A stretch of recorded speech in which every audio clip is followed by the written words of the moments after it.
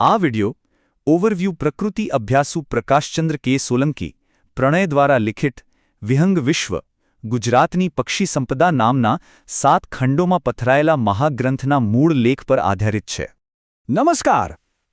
આજના આ ઓવરવ્યૂમાં આપણે કુદરતની એક એવી મોટી કાર્યશાળામાં પ્રવેશ કરવાના છીએ જેના વિશે ભાગ્યે જ કોઈ વિચારતું હોય છે.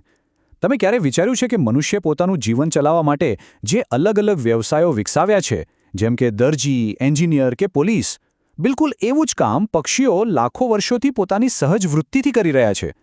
એક મહેનતુ બિલ્ડરથી લઈને આકાશના ચાલાક લૂંટારા સુધી પક્ષી જગતનું આખું વ્યવસાયિક માળખું ખરેખર માઇન્ડ બ્લોઈંગ છે. તો ચાલો આ અદ્ભુત દુનિયાને નજીકથી સમજીએ. આખી વાતને સરળતાથી સમજવા માટે આપણે આજના સત્રને 4 મુખ્ય વિભાગોમાં વહેંચ્યું છે.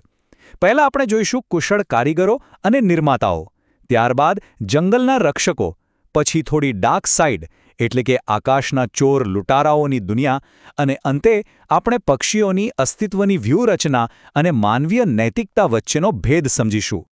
તો ચાલો સીધા જ પહેલા વિભાગમાં જમ્પ કરીએ. કુશળ કારીગરો અને નિર્માતાઓ. આ એ પક્ષીઓ છે જે કુદરતના અદ્ભુત એન્જિનિયરો અને એક્સપર્ટ્સ છે. તમે ક્યારે દરજીડાને કામ કરતો જોયો છે? આ પક્ષી ખરેખર લિટરલી એક દરજી જેવું જ કામ કરે છે. તમે જુઓ, દરજીડાની ચાંચ એકદમ કોઈ સોય જેવું જ હોય છે.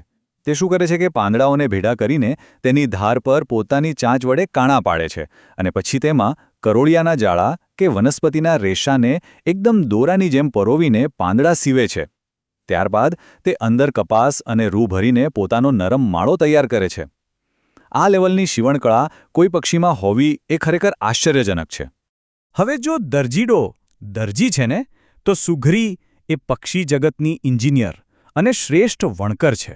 નર સુઘરી માત્ર ઘાસના ઝીણા તણખલાઓનો ઉપયોગ કરીને કોઈ આધુનિક મશીન જેવી ચોકસાઈથી માળો ગૂંથે છે. આ માળો કેવો હોય? તો ડાળી પર લટકતા ઊંધા કૂંજા જેવો, જેમાં નીચેની તરફ નળી જેવો એક પ્રવેશદ્વાર હોય. આ માળો એટલો મજબૂત હોય છે કે ગમે તેવો પવન કે વરસાદ હોય તો પણ સુરક્ષિત રહે. અને આ બધી મહેનત પાછળનો મુખ્ય હેતુ માદાને આકર્ષવાનો હોય છે. એકદમ પરફેક્ટ આર્કિટેક્ચર. પણ જુઓ, કુદરત હંમેશા સોફ્ટ અને સુંદર જ નથી હોતી. ક્યારેક તે અત્યંત સચોટ અને ક્રૂર પણ હોય છે. આનું ઉત્તમ ઉદાહરણ છે શ્રાઇક અથવા લટોરો. આને બચરબર્ડ એટલે કે કસાઈ પક્ષી પણ કહેવાય છે. તે જીવડા કે ગરોળીનો શિકાર કરે અને પછી તેને કાંટાવાળી ડાળીઓ કે થોરના કાંટામાં ભેરવી દે છે, બિલકુલ કોઈ કસાઈની દુકાન પર લટકતા માંસની જેમ જ. ત્યારબાદ તે પોતાની મજબૂત વાંકી ચાંચથી તેના ટુકડા કરીને ખાય છે અથવા તો ભવિષ્ય માટે એને ત્યાં જ સ્ટોર કરી રાખે છે. થોડું ડરામણું છે, પણ આ એમની કામ કરવાની રીત છે. બીજી તરફ આપણી પાસે છે વૃક્ષોના સર્જન એટલે કે લક્કડખોદ અથવા વુડપેકર. જેમ એક એક્સપર્ટ ડોક્ટર શરીરની તપાસ કરીને રોગ પકડે છે ને, બરાબર એમ જ લક્કડખોદ વૃક્ષની છાલ તપાસીને જાણી લે છે કે અંદર જીવાતનું ઇન્ફેક્શન ક્યાં છે. પછી તે પોતાની અણીદાર ચાંચથી ત્યાં એકદમ ચોક્કસ કાણું પાડે છે અને શસ્ત્રક્રિયાના સાધન જેવી લાંબી અને ચીકણી જીભનો ઉપયોગ કરીને તે ઝેરી કીડાઓને ખેંચી કાઢે છે. આ રીતે તે વૃક્ષને અંદરથી સડતા બચાવી લે છે. ઓકે, તો આ અદ્ભુત કારીગરોની વાત થઈ ગઈ. હવે આગળ વધીએ આપણા બીજા વિભાગ તરફ, જંગલના રક્ષકો અને સેવકો. આ જંગલ એક આખું શહેર છે, તો તેમાં કાયદો વ્યવસ્થા અને સ્વચ્છતા જાળવવાનું કામ પણ કોઈકે તો કરવું પડે ને. તો આ જંગલના મુખ્ય રક્ષકોમાં સૌથી પહેલું નામ આવે છે ગરુડનું. ગરુડ તેની ઊંચી ઉડાન અને શક્તિશાળી પંજાઓ સાથે આખો વિસ્તાર કંટ્રોલ કરે છે. એ આકાશી સમ્રાટ છે.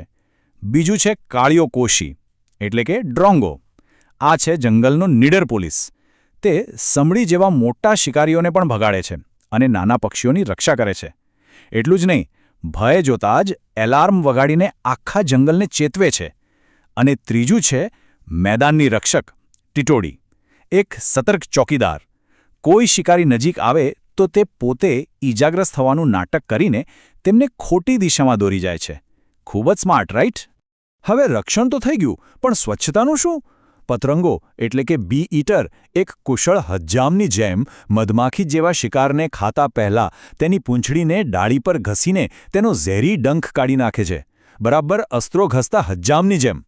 બીજી તરફ ગીધ એ કુદરતનું સૌથી મોટું સેનિટેશન ઓફિસર છે. વિચારો, જો ગીધ ન હોત તો મૃત પ્રાણીઓ સડીને આખા જંગલને ઝેરી બનાવી દેત. ગીધના જઠરનો એસિડ એટલો સ્ટ્રોંગ હોય છે કે તે ખતરનાક બેક્ટેરિયાનો નાશ કરીને પર્યાવરણને રોગચાળાથી બચાવે છે. આ સિવાય કબૂતર અને કલકલિયો એટલે કે કિંગફિશર પણ પોતાની વિશિષ્ટ સેવાઓ આપે છે.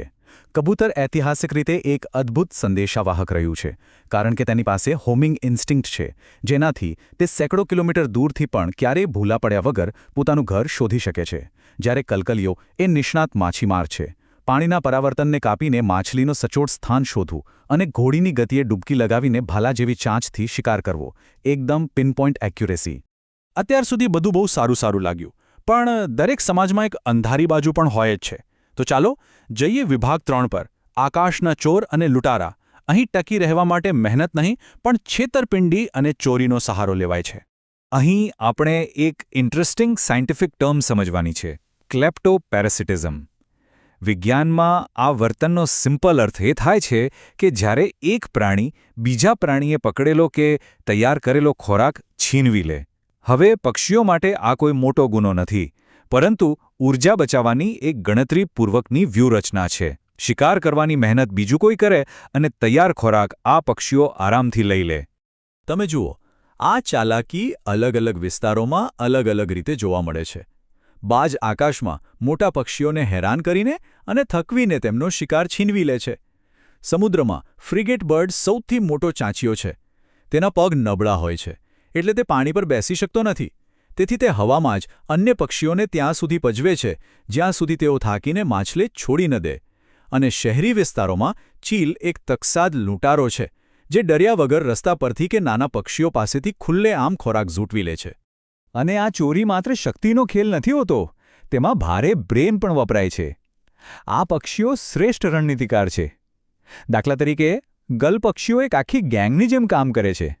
એક પક્ષી તમારું ધ્યાન ભટકાવે અને બીજું ખોરાક ઉઠાવી લે. ડ્રોંગો, જેને આપણે હમણાં જ પોલીસ તરીકે જોયો હતો, તે ક્યારેક છેતરપિંડી પણ કરે છે.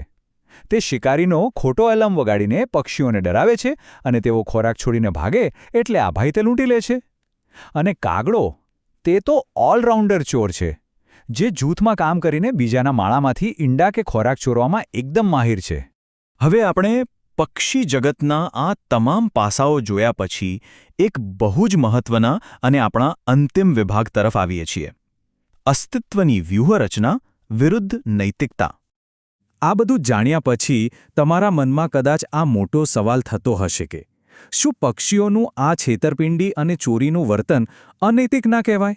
શું આપણે તેમને માનવીય નૈતિકતાના ત્રાજવે તોડવા જોઈએ? અહીં બંને વચ્ચેનો તફાવત સમજવો ખૂબ જ જરૂરી છે.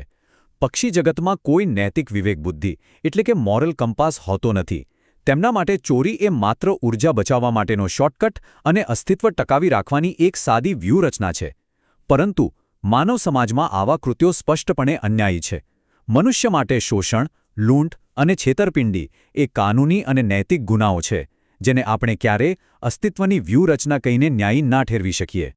અને તેથી જ આ આખા ઓવરવ્યૂનો સૌથી મોટો ટેકઅવે એ છે કે કુદરતના કઠોર નિયમો ક્યારેય માનવ સભ્યતાના માર્ગદર્શક બની શકે નહીં. આપણે પક્ષીઓની મહેનત અને આવડતમાંથી ચોક્કસ પ્રેરણા લઈ શકીએ, પરંતુ માનવ સમાજ માટે તો સદાચાર, સહકાર અને ન્યાય જ સર્વોચ્ચ છે.